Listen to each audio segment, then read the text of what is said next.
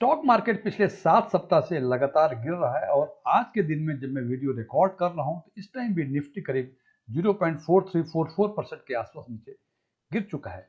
और फाइनेंशियल पंडित का कहना है कि पिछले 7 सप्ताह यानी 27 सितंबर 2024 के बाद से एफआईआई या फाइनेंशियल इंस्टीट्यूशन इन्वेस्टर ने इंडियन स्टॉक मार्केट से करीब 50 लाख करोड़ रुपए विड्रॉल कर लिए हैं। निश्चित रूप से यदि स्टॉक मार्केट से इतने पैसे का विड्रॉल होगा, ये विड्रॉल नेट विड्रॉल है, मीन्स जितना परचेज किया और जितना सेल किया उसमें जो नेट सेल्स जो है इतना वो कर चुके हैं। और निश्चित रूप से जब इतने फंड्स का विड्रॉल होगा इंडियन स्टॉक मार्केट से तो उनका हिलना ये लाजमी है। और जब मार्केट की ये परिस्थिति है तो जो इक्विटी स्टॉक मार्केट के इन्वेस्टर्स हैं और mutual fund equity mutual fund के इन्वेस्टर्स हैं, दोनों में घबराहट हो रही है कि आखिर हमें क्या करना चाहिए। हालांकि दोनों में एक फर्क है कि जिन्होंने डायरेक्टली स्टॉक मार्केट में इन्वेस्ट किया हुआ है उनमें घबराहट अधिक है, और जिन्होंने इक्विटी म्यूचुअल फंड के थ्रू इक्विटी स्टॉक में इक्विटी मार्केट में इन्वेस्ट किया है उनको घबराहट थोड़ा सा कम है। और म्यूचुअल फंड एरिना में भी जो स्मॉल कैप के इन्वेस्टर्स हैं उनमें घबराहट और अधिक है in comparison to large cap और मिड कैप के म्यूचुअल फंड के तुलना में।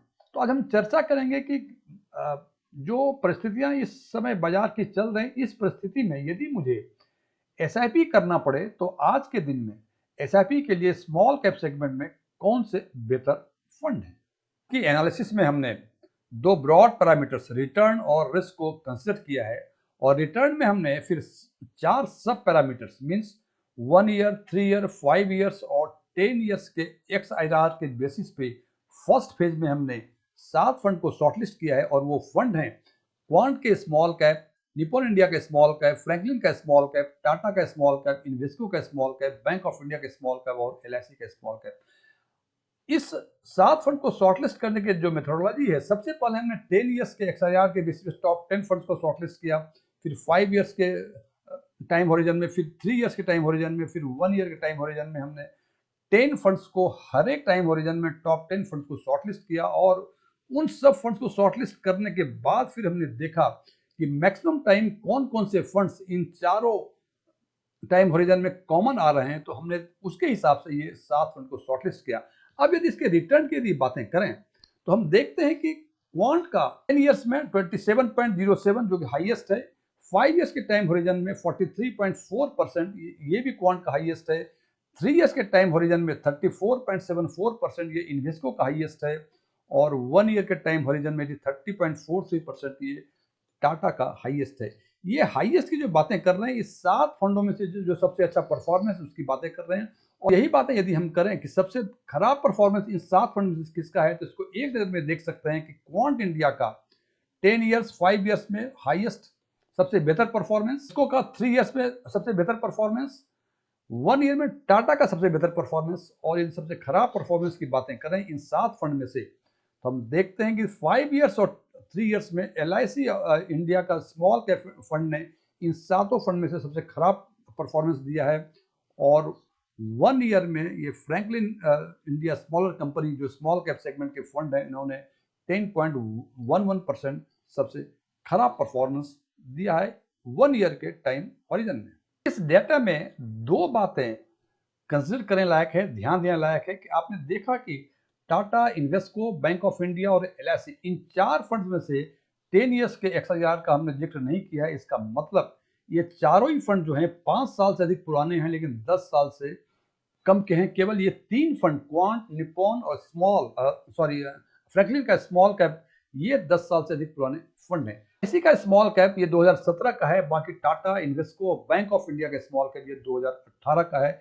इसी के लिए 10 इयर्स के टाइम होरिजन में इन चारों ही फंड्स के कोई XIRR के बारे में जिक्र नहीं है।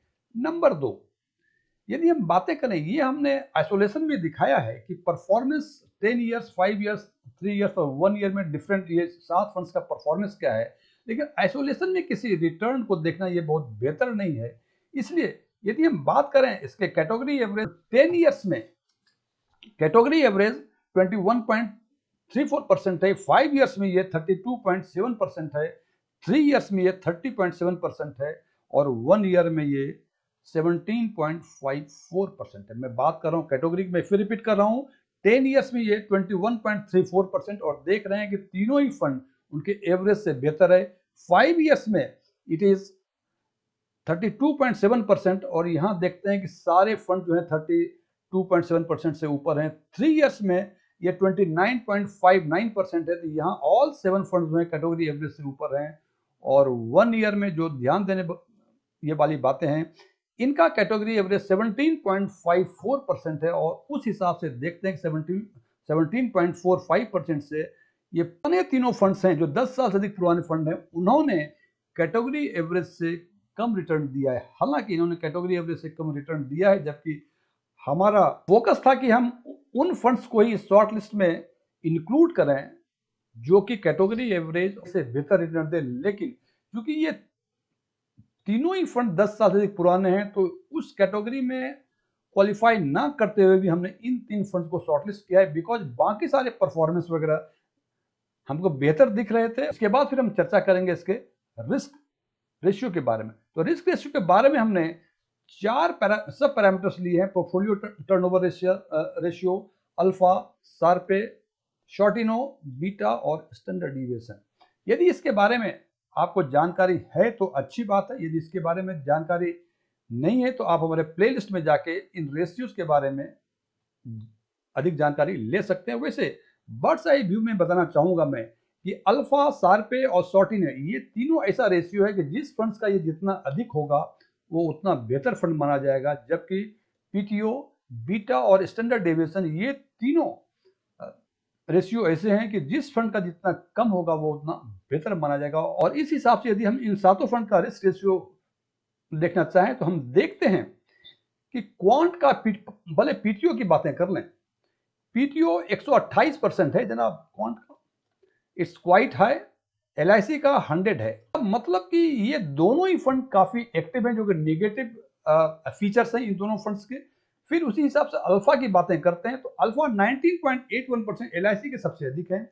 शार्पे की यदि बातें करें तो 1.74 टाटा का सबसे बेहतर है। शॉर्टिनो की बातें करें तो सबसे अधिक 2.39 एलआईसी का है। और बीटा की बातें करें, बीटा जैसे मैंने बताया था कि जो जितना अधिक वो उतना खराब, तो सबसे अधिक बीटा 1.03 क्वांट का है और स्टैंडर्ड डेविएशन सबसे अधिक 19.77 ये भी क्वांट का है। और यदि इन सातों फंड में इसको देखें कि सबसे अच्छा सबसे बुरा परफॉर्मेंस किसका है इस लिहाज से, तो हम देखते हैं कि क्वांट ने इस 6 पैरामीटर्स में से 3 पैरामीटर में पोर्टफोलियो टर्नओवर रेशियो, बीटा और स्टैंडर्ड डेविएशन इनमें सबसे खराब परफॉर्मेंस दिया है, जबकि निप्पॉन ने पीटीओ में सबसे बेहतर दिया है पोर्टफोलियो टर्नओवर के लिहाज से। हालांकि उसी के आसपास 17% टाटा का वो उससे ही बेहतर है। हालांकि हमें एक ही फंड को शॉर्टलिस्ट करना चाहिए था, लेकिन 16.94 17% काफी अच्छा पोर्टफोलियो टर्नओवर रेशियो और 23% ये भी बुरा नहीं, ये भी अच्छा है, इसलिए हम इन दोनों को शॉर्टलिस्ट किया। यदि अल्फा की बातें करें तो सबसे अधिक अल्फा 19.81 ये एलआईसी का है और उसी के आसपास 19.35 ये टाटा स्मॉल कैप फंड का है। हमने इन दोनों फंड को इंडिकेट किया है यहाँ। यदि शार्पे की बातें करें तो 1.74 ये टाटा स्मॉल कैप फंड का है और सबसे खराब परफॉर्मेंस ये बैंक ऑफ इंडिया का 1.37% है। यदि शॉर्टिनो की बातें करें तो सबसे अच्छा परफॉर्मेंस टाटा का 2.54 और सबसे खराब परफॉर्मेंस जो यानी सबसे कम जो है 1.98 है, ये बैंक ऑफ इंडिया का। बीटा की बातें करें, क्वांट 1.08, सिंपल बता दूं, बीटा 1.08 का मतलब कि यदि स्मॉल कैप सेगमेंट 1% डाउन जाता है तो क्वांट का स्मॉल कैप 1.02% डाउन जाएगा। जनाब ये थोड़ा कुछ अधिक ही निगेटिव है।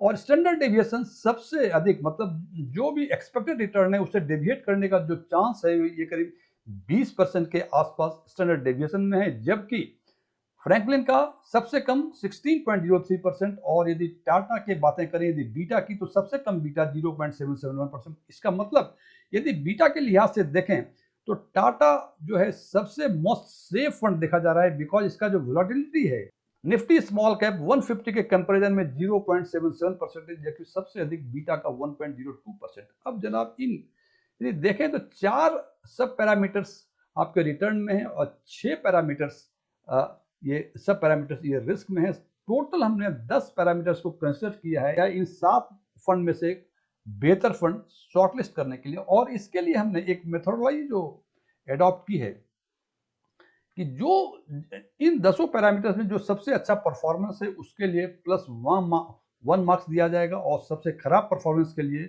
-1 मार्क्स दिया जाएगा, और जो न तो सबसे बेहतर परफॉर्मर है न सबसे खराब परफॉर्मर है उसको 0 मार्क्स दिया है। और उसके हिसाब से यदि हम इसको स्कोरिंग करते हैं तो हम देखते हैं कि क्वांट का -1 स्कोर है। देखें कि 3 जो है ये खराब परफॉर्मेंस किया है, 2 अच्छा सबसे अधिक परफॉर्मेंस दिया है, इसलिए -1 हो जाएंगे। निपॉन ने केवल एक ही बार सबसे बेहतरीन परफॉर्मेंस किया है, सो इसका +1 हो गया।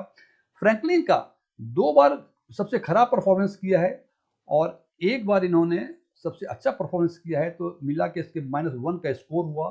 टाटा का देखें कि 5 टाइम्स सबसे बेहतरीन परफॉर्मेंस किया है और इसने वर्स्ट परफॉर्मेंस नहीं किया है, इसलिए इनको 5 मार्क्स हैं। इन्वेस्को का टोटल 10 में से एक पैरामीटर्स में सबसे बेहतरीन परफॉर्मेंस किया है, तो 1 मार्क्स हैं।